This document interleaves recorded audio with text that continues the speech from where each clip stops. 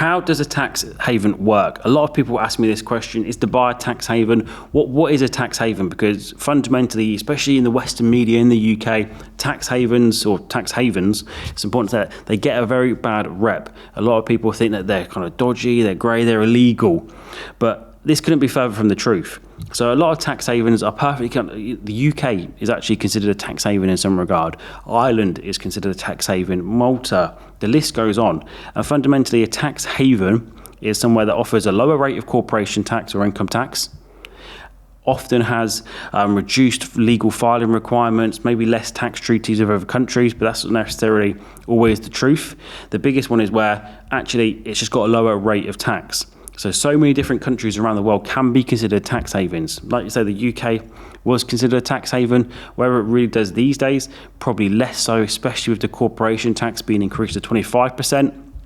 When there were talks of corporation tax going down to 17%, it was one of the lowest rates of corporation tax in Europe, which for many made it a European tax haven. But that is obviously less true these days. But what is a tax haven? Lower rates of tax. There's so many different locations around the world that offer this on a personal basis and on a corporate basis. So the UAE is a fantastic one where there's 0% income tax, 9% corporation tax. You've got places like Panama and Caymans as well, which offer very, very low tax on income and corporation taxes. And that's basically what a tax haven is. It's just somewhere where you can be based, either corporate on a personal level. So you can have your personal tax residency there, which typically means you spend at least 183 days in that country. Or you can have your corporate base there, which usually means that the company was incorporated there or it's managed and controlled in that jurisdiction. And as long as you don't have to do both of these. So with a tax haven, you can have a company base there, you can have your personal tax base there, or you can have both. And as long as you do one of these, you're going to have some kind of advantage. So when you look at your personal tax, you need to look at your corporation tax.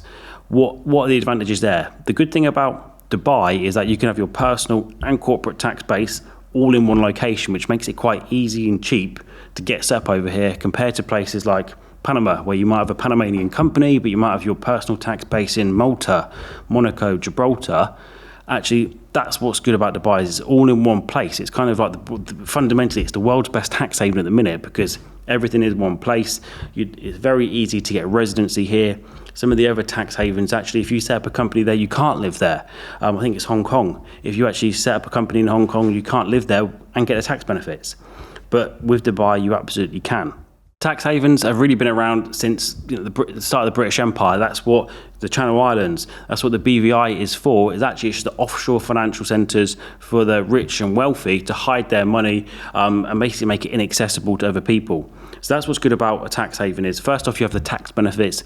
Quite often as well, you'd also get the asset protection benefits, such as if you have an offshore and overseas trust, actually that money's protected because a lot of these places, they don't publicly disclose their information. And even if they do, the money gets traced back there, they can trace the trust. Quite often there's this real legal rigmarole before they actually produce over the trust assets or who the beneficiaries are or who the trustees are.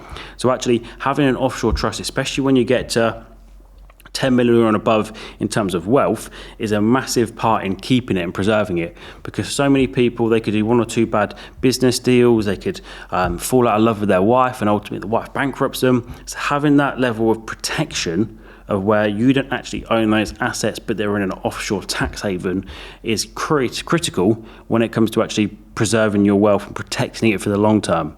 If you look at most of the wealthy people, anyone on the Forbes 500, you'll see that most of them have some kind of base or some kind of presence in a tax haven because, yeah, you save taxes, which is critical in building wealth, as you well know, and also you have the protection of keeping and securing that wealth for the long term. Would you guys ever use a tax haven? Do let me know in the comments. Otherwise, make sure you give this video a thumbs up and hit that subscribe button. Bye for now.